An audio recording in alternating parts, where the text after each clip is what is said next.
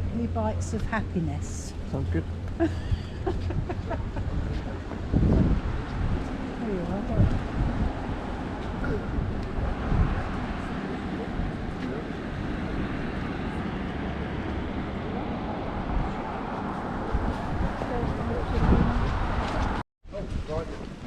Nice building there with those figures on. Buildings like that in Latvia and Estonia, Latvia particularly, had all these like Art Nouveau, where the whole corner of a building would be like a profile of It's quite a lady or something. subtle, like isn't that. it?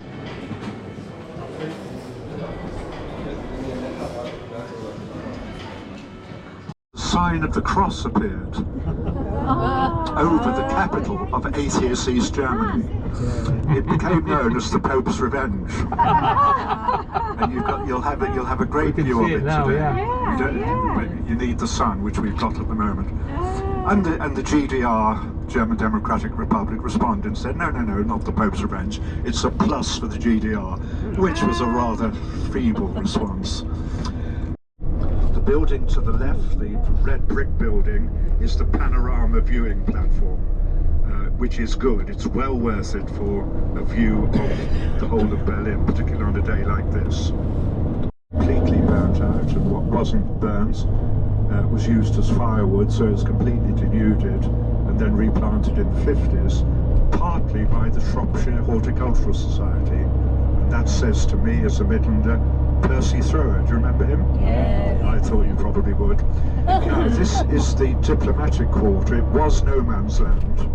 And after the two Germanies were united in 1990, the embassies moved back from Bonn to Berlin, to where we are now, a completely empty area where they could build afresh. You see the Austrian embassy coming up, the green building on the left. That is the Parliament building, the Reichstag. A number of you will be visiting it.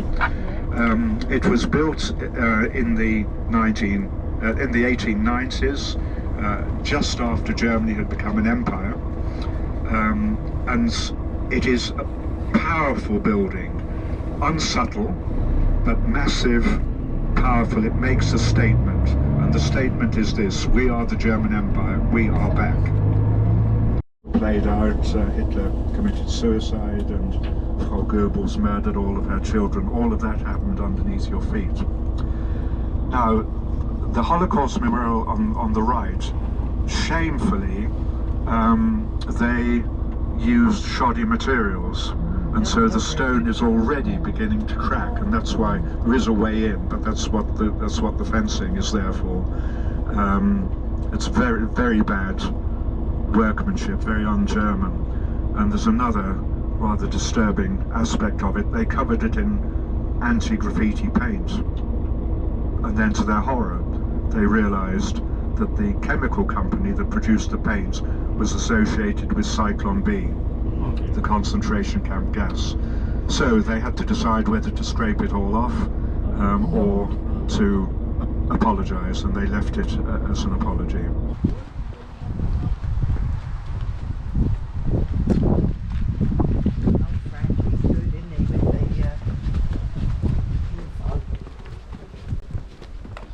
Very clear.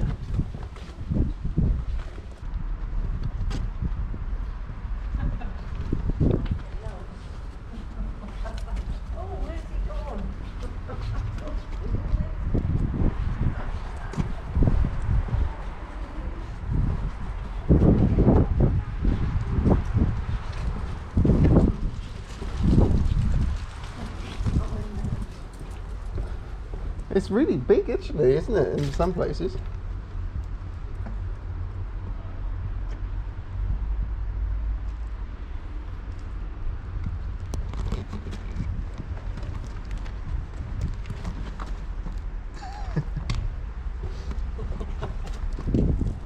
It's a lot more expensive. So, Potsdamer Platz, worth considering.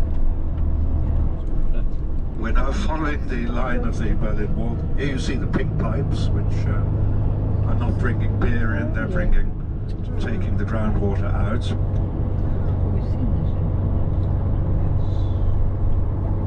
And it depends what you're interested in. And there's a lot of classical museums here in Berlin. Museum Island, and we'll be passing by that later on. I remember in the 80s I had a school exchange with the old West Berlin, and in the 80s on this site, which was Gestapo headquarters, it was just a bomb site until the 80s.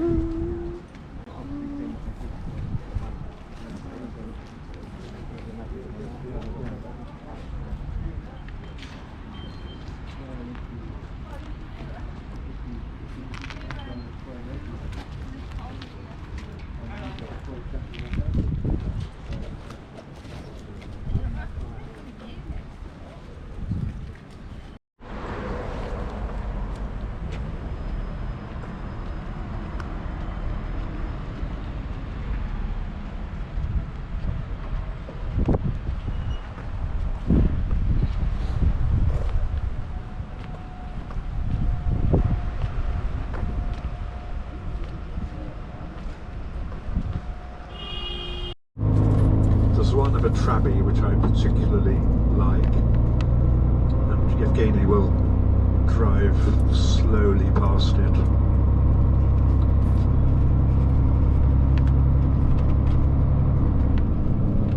Pretty effective, and it's now, as I've said, it's been given the name the East Side Gallery, a kilometre of political cartoons. On the right now is the famous Trabi. Against light blue joy. Isn't it great? A little old Trabi breaking its way through the Berlin Wall.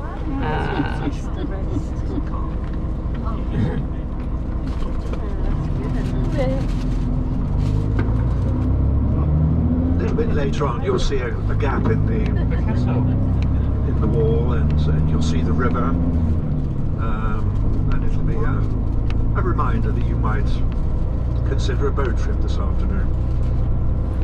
A lot of the kings and one or two emperors are buried there. To the left is the old museum. Ahead of us is the old National Gallery. So Opera House to the left, and then lovely building on the right, one of Germany's great universities, the Humboldt University. And we're going to pause briefly if we can. So this is the Humboldt University. Now to the left is a big open square, and it's adjacent to the University Library.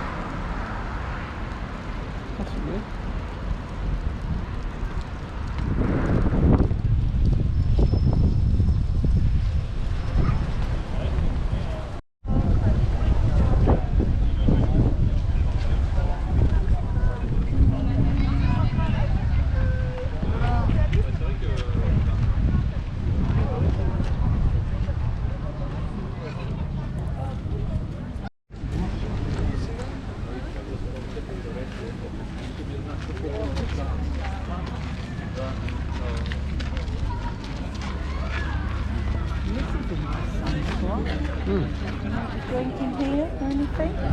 Could do. Yeah, we'll sit at a table.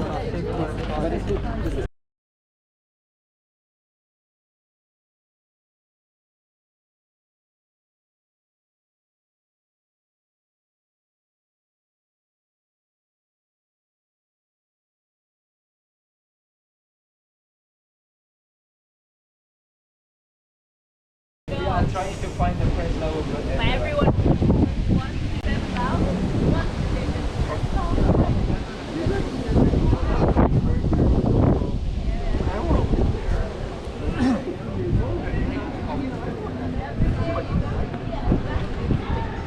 Doing the little hot rod car things. Yeah, I saw them. Are they like, they've got number plates? Do you reckon they're like the go-karts you hire out and go for a tour? They're adults getting in. Yeah, yeah, they're like little cars you go for a tour on.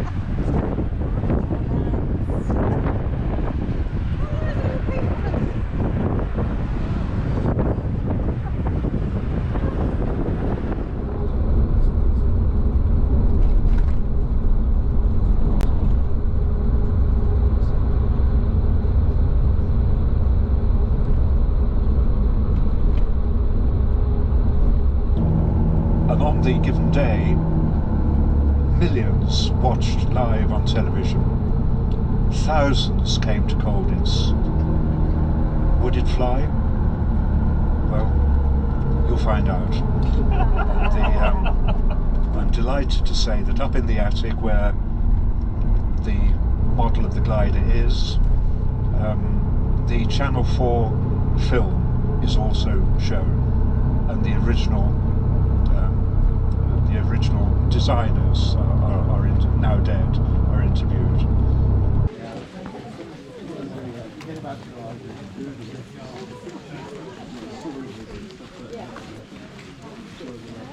Not too bad journey, was it?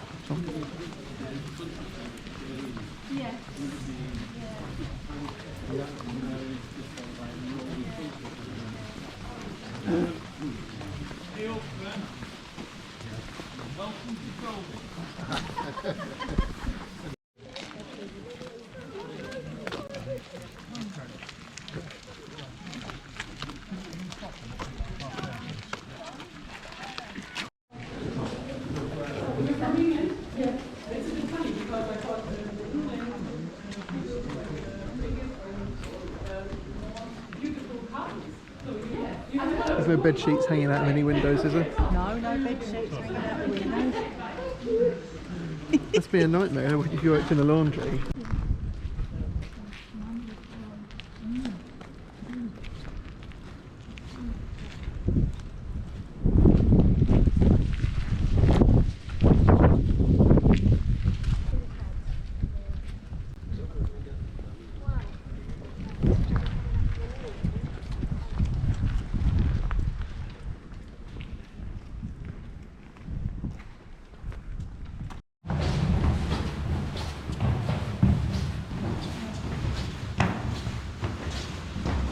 Not in there.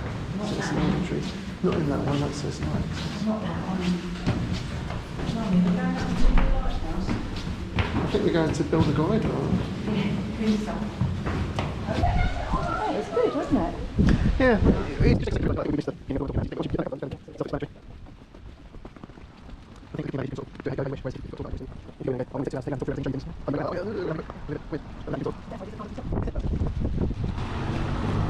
Oh, isn't this a nice? Isn't this a nice little square?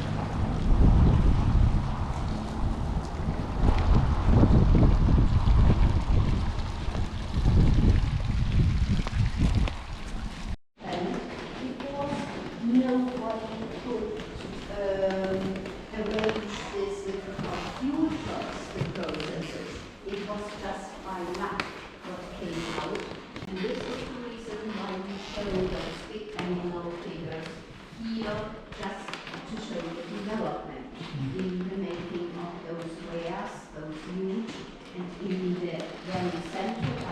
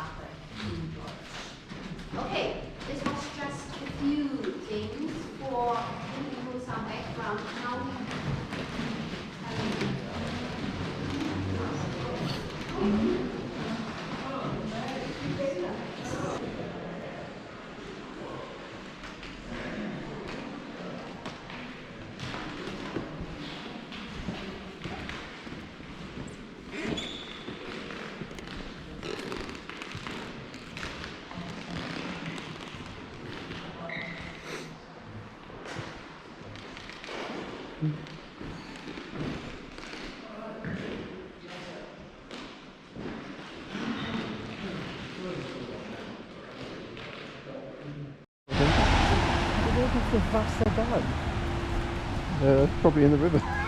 Yeah. Oh.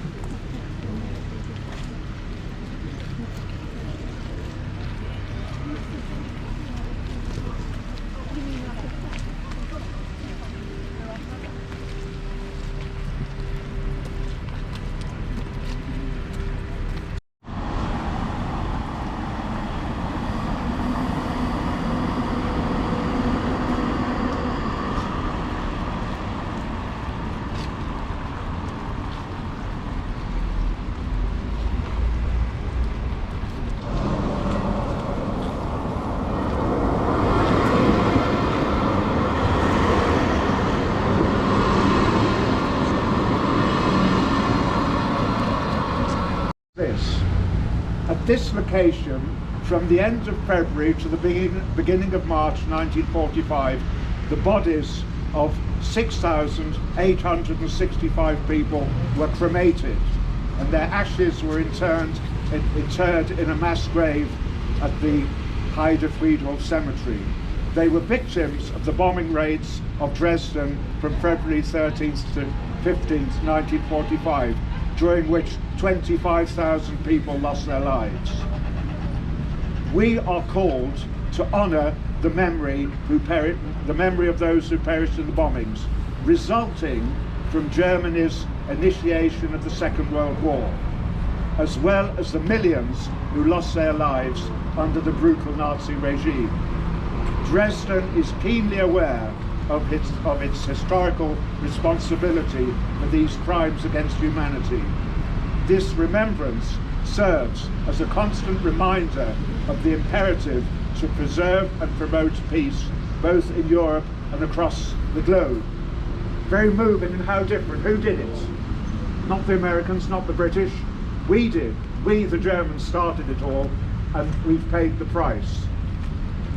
When the long overdue, in my view, long overdue memorial to Bomber Command was finally opened a few years ago, the Mayoress of Dresden was asked to comment. And she said she welcomed the fact that together with the bravery of the air crew, the civilian victims were also being honoured. And that was her way, like this memorial, of saying, it happened, we need to learn from it, and let's move on. But let's have a look at the facts as well. 4 bombing raids, 1,300 English and British and American planes, dropped 600,000 incendiary bombs. The destruction was devastating, as you've heard, quite apart from all the buildings. 25,000 people, that's a conservative estimate, lost their lives. There wasn't time, there wasn't the manpower to bury the dead, so that's why they were cremated, 500 at a time, on a huge pyre at the far end of that square.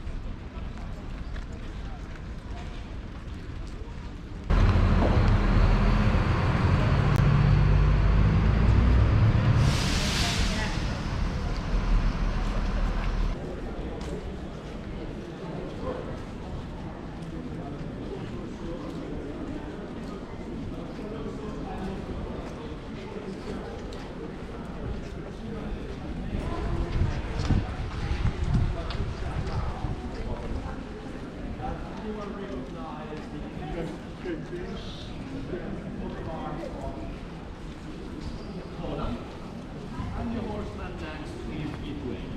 So he made himself King of Poland and Grand Duke of Lithuania.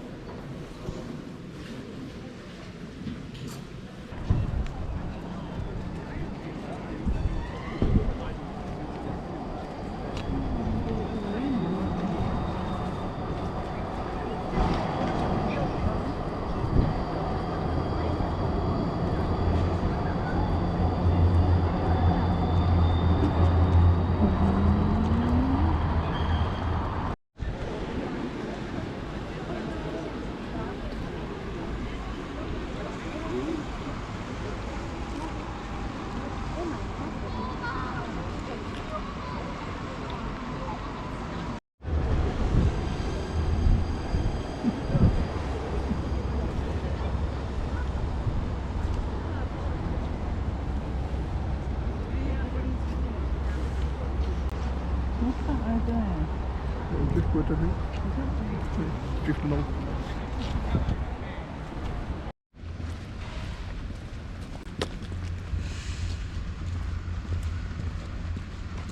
So busy, aren't they, in the garden?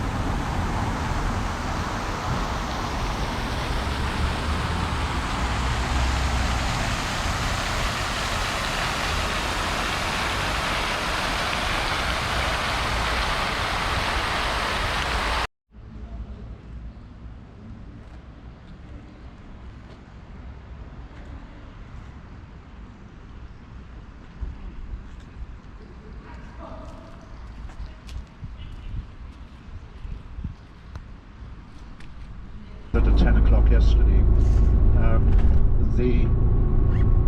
the bookseller who had these three booklets, which I recommended so often and so highly, didn't turn up, and I got in touch with him.